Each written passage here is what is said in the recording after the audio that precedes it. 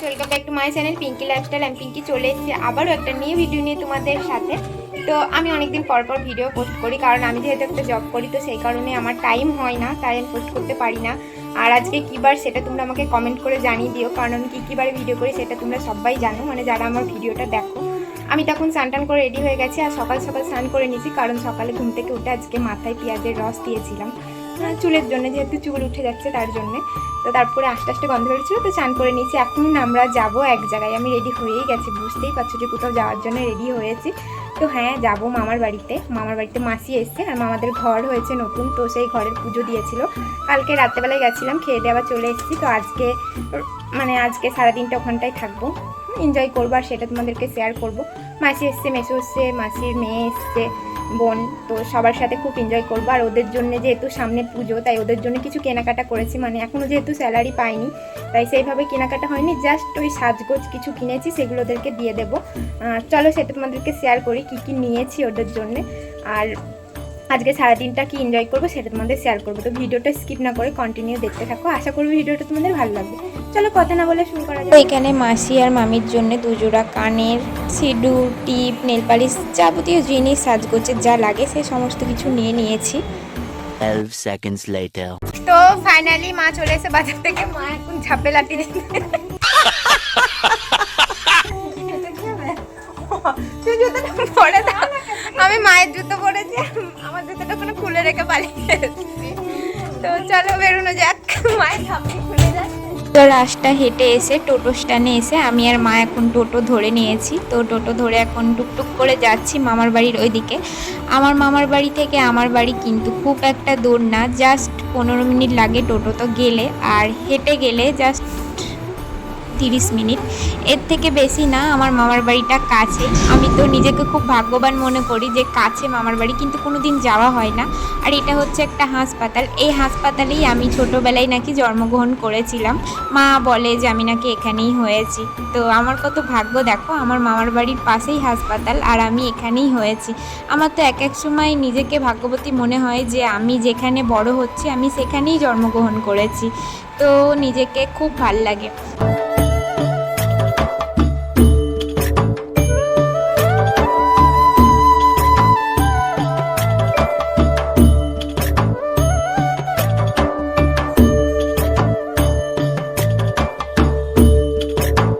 টোটো থেকে আমরা নেমেও পড়েছি, এটা হচ্ছে মনসা মন্দির, এটা দুর্গা মন্দির, ঠিক মামার বাড়ির সামনেই। আর এই যে মা অনেক দিন পর নিজের বাপের বাড়ি এসছে, তো কতটা খুশি দেখো, মানে কি বলবো, আনন্দই আর ধরছে না। যাকে বলে বাপের বাড়ির আসার আনন্দ একটা আলাদা অনুভূতি। এটা হচ্ছে আমার ছোট মামার বাড়ি, কিন্তু ছোট মামা এখানে থাকে না, জয়পুরে থাকে, ওখানেই বাড়িঘর করে ওখানেই থাকে, তাই আর সেইভাবে আসে না।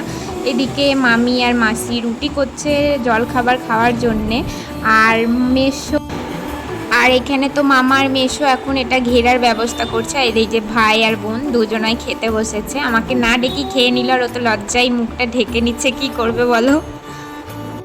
A few moments later. তো এই যে চলে এসেছি মামার বাড়িতে, এসে ড্রেস চেঞ্জ করে নিয়েছি, এবার খাবারের জন্য ডাকছে, তো খেয়ে নিই। আর এই যে এটা হচ্ছে মামার বাড়ি, এটা নতুন এই ঘরটা করা হয়েছে, আর ওই যে একটা ওটা এখনো কমপ্লিট হয়নি। তো এখানে আর ওই ভেতরে সবাই এখন খাওয়া দাওয়া করছে। চলো খেয়ে নিই দেখো। এটা হচ্ছে আমার মামার বাড়ির ঠাকুর, মন্দিরটা ভেঙে গেছে, করা হবে, কিন্তু এটা যেহেতু একার মন্দির না, সবাই মিলে করে, তো যখন যার পালা পড়ে তখন সে মন্দির প্যান্ডেল করে তারপরে করে। আর এই যে এটা হচ্ছে আমার একটা দাদু, আমার সাথে অনেকদিন পর দেখা, তো কথা বলছিল, মানে উনি হচ্ছে বুবা, তো ওনার কথা ইশারাতেই বোঝায়, উনি সেইভাবে কথা বলতে পারে না, শুনতেও পারে না, ইশারাতেই বোঝায়, ইশারাতেই। রোদে রোদে এখন বাসতলায় এসছি, মানে রাস্তায়, ওই জমির রাস্তায় এসছি আড্ডা মারতে, মানে একা একা এসে আর কেউ আসেনি। ওই যে একটা দাদু এখন ওই পাটকাঠি মেলছে, মানে এটা গ্রাম, তো গ্রামে তো জানোই চারিদিকে এখন পাটকাঠি, আমি কখনো দেখিনি, মামার বাড়ি আসলেই যেটুকুনি দেখতে পাই, না হলে দেখা হয় না সেইভাবে। তো বেশ ভালো লাগছে, খুব সুন্দর একটা হাওয়া দিচ্ছে, আমি এইভাবে কখনো ফিল করিনি। ছোটবেলায় খুব আসতাম আমার বাড়িতে, কিন্তু এখন আর সেইভাবে আসা হয় না। চারিদিকে পাট মেলা, পাটকাঠি, এই ওই বাঁশ বাগান, তাহলে তোমাদেরকে একবার ঘুরে দেখাই।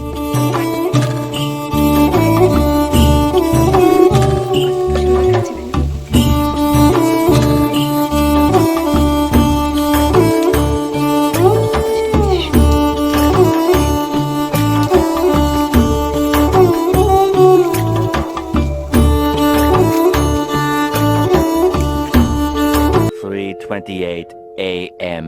আমি তো ওই মাঠ থেকে ঘুরে এসে শুয়ে পড়েছিলাম, ফোনে চার্জ ছিল না, ফোনে চার্জে বসিয়ে শুয়ে পড়েছিলাম। তারপরে উঠে দেখলাম রান্না বান্না কমপ্লিট, আর এখন আমি খেতেও বসে পড়েছি। মামি খেতে দিচ্ছে, এদিকে বোন খাচ্ছে আর ভাই আসবে। খেয়ে উঠে দেখলাম বিড়ালটা শুয়ে আছে, মানে আদর খাবে ও, তো আমি একটু ওকে আদর করলাম। আমি সেইভাবে পশু একটা ভালোবাসি না, তাও দেখলাম পায়ের গোড়ায় বসে আছে, তাই একটু আদর করলাম। ওকে করছিলাম বলে তাকাচ্ছিল, আবার এই হিংসা করছে, মানে এরকমই একটা ব্যাপার। কি বলবো বলো তো, দুজনকেই আদর করলাম। এদিকে দেখো বিকেলবেলায় প্রচণ্ড মেঘ করেছে, আর মাসি বাড়ি যাবে বলে জামা কাপড় গুছাচ্ছিল, কিন্তু ফাইনালি মেঘের জন্য মাসি আর বাড়ি যেতে পারলো না, আর আমরাও তো বাড়ি আসবো সেই রাত্রেবেলায়। যাই হোক, আজকে আর কেউ বাড়ি যেতে পারলো না।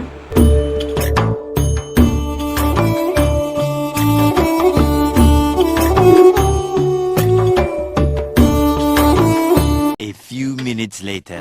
কেউ যেহেতু আর বাড়ি যেতে পারলো না, তাই সন্ধেবেলা টিফিনের জন্য চাউমিন করছিলাম। আর চাউমিনটা যেহেতু আমি ভালো বানাই, তার জন্য আমার ওপর দিয়েই চাউমিনের বোঝাটা চাপানো হয়েছে। আমি তো করছিলাম আর বোন ভিডিও করে দিচ্ছিল, আমি জানতামই না যে ও ভিডিও করছে। কি বলবো বলো। এই যে চাউমিন রেডি। বাদাম দিতে ভুলে গেছে। কি কি না বলো। বাদাম দিতে ভুলে গেছে। হ্যাঁ, বাদাম দিল। হ্যাঁ, দিয়ে তারপরে আবার লঙ্কা দিতে ভুলে গেছে। আমি লঙ্কা দেয় বানালাম। তাহলে এখানে কি দেখো, এগুলো বাদাম না কি বাদাম পরে লঙ্কা দিয়েছে। কি হাই নাই, গাইস, দেখো। হাই গাইস, এটা পরে দিয়েছি গাইস। তোমরা ভাবো গাইস। বাবু গাইস।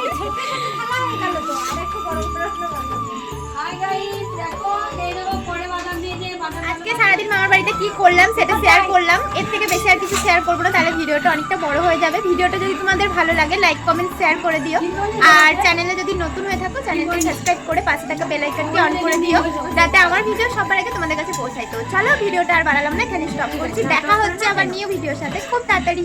Tata, bye bye.